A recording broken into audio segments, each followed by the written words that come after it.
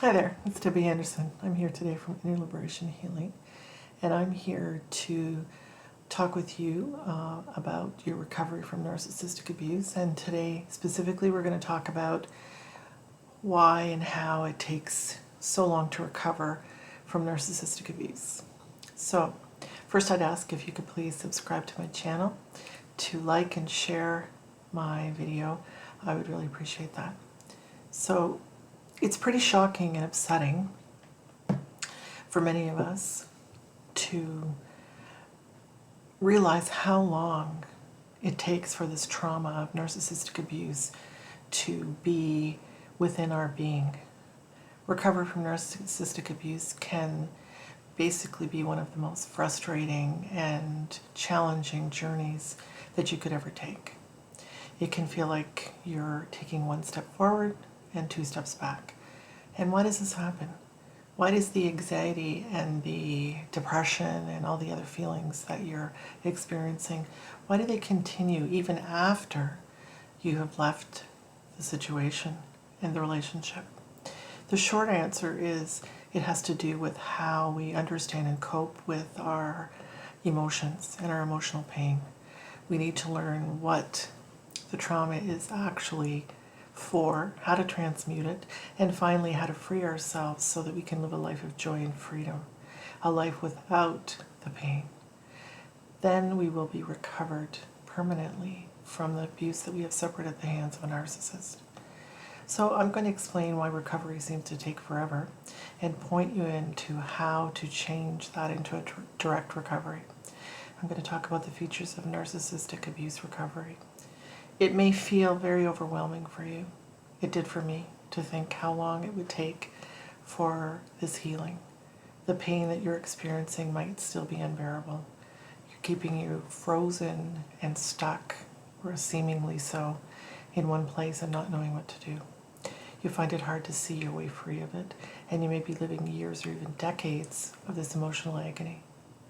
You might have even left the abusive situation and the relationship a long time ago, yet it still feels like an open wound, and you still are feeling so traumatized and even like you're broken. So let me tell you though, you're not broken. You've never been broken, and this will not break you. To heal permanently, you need to know that it takes more than being away from your narcissistic partner in the relationship or having traditional therapy. I tried all of that and in fact realized that it was not permanently healing me. Yes, I was functioning, but I wasn't permanently healed. So the healing happens in your body, not in your mind, not cognitively. And this concept is extremely important to understand.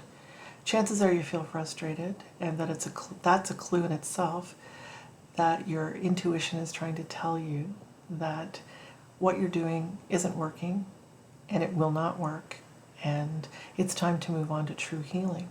Unfortunately, what you're doing is not working, and that's not your fault. And this is because you don't know the answers yet on how to recover. Ask yourself, what is my pain telling me? It will not work if you try and run from it or avoid it. Instead, most likely, it's going to tell you to move toward it. And your intention would be to heal yourself and the parts within you that feel broken and damaged.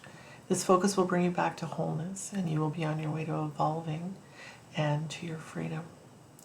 Each time we release trauma from within us, it opens up a space where all the energy that was previously there, the dark wounds that were there, the trauma, get released back to the power of creation. When we release this darkness, this trauma, and fill the space with light, you will heal on a quantum level. You will heal permanently. And when we start freeing ourselves from these wounds, what happens is, one wound at a time, we're shifting into being the person that was trapped and suffering with intense, unbearable pain, living in a survival mode, trying to exist with all our wounds, to a free being. And when you're no longer clogged up, so to speak, with all the trauma that you've experienced, you will have a freedom and a way of being that you either used to live or never lived, and are now able to be that free person and that enlightened soul that you are expected from your soul to be. When you have pure consciousness that's flowing through you, this is extremely powerful. And because you have all this trauma stuck inside your body and your being, your energy and your soul can't be free. Simple as that. The wounds that keep screaming inside us and the pain, it won't go away. It won't go away, and it's trying to tell you, it's trying to give you the attention. It's trying to say, hey, listen, this is not working for you. Open up your heart, and also realize in your mind that you need to do something different in order to heal yourself. Now, let's get back to the whole concept of the trauma that's, and why it takes so long to free yourself from it. And realize that it's different for everybody. It might not take as long for someone, or it might take longer, but eventually you will be healed within.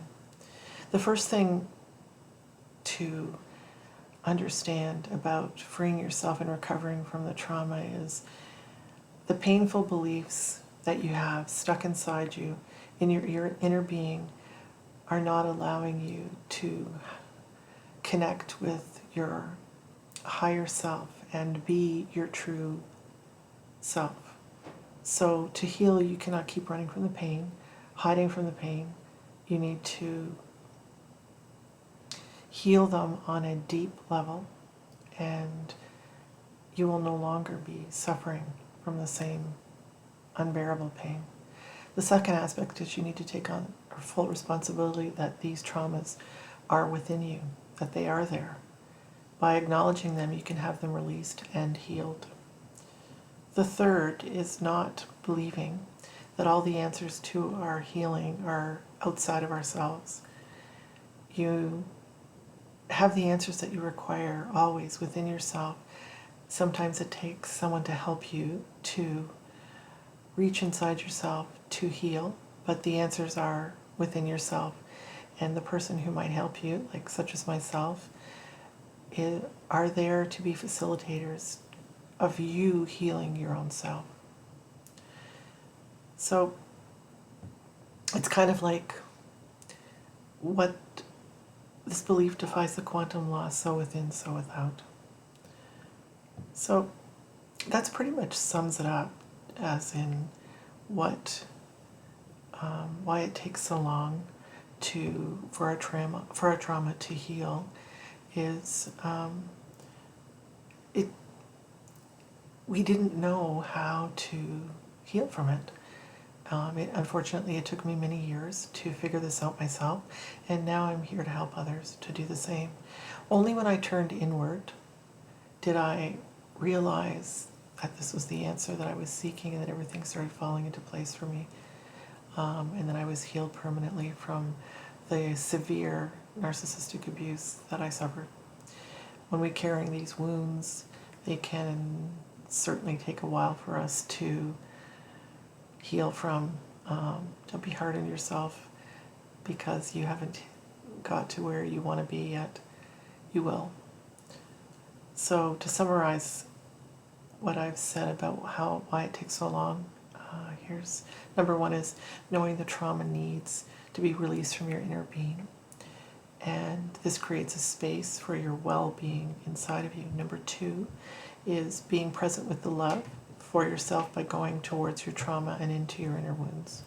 Number three is taking full responsibility to heal your wounds regardless of how they got there. Number 4 is willing to be with the pain and even thankful for it, no longer running from the pain and being terrified of it.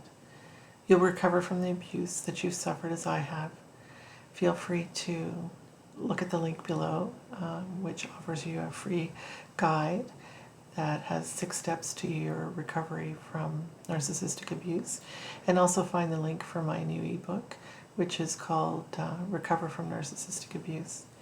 These will be helpful for you. I know when I was going through what I was going through, there was not a lot of information that I could use that was going to help me to get through this, and did help me. So I had to figure it out on my own, and I'm here to help you so that you don't have to. Take care, and I hope this video has been helpful, and I'll see you on the next video.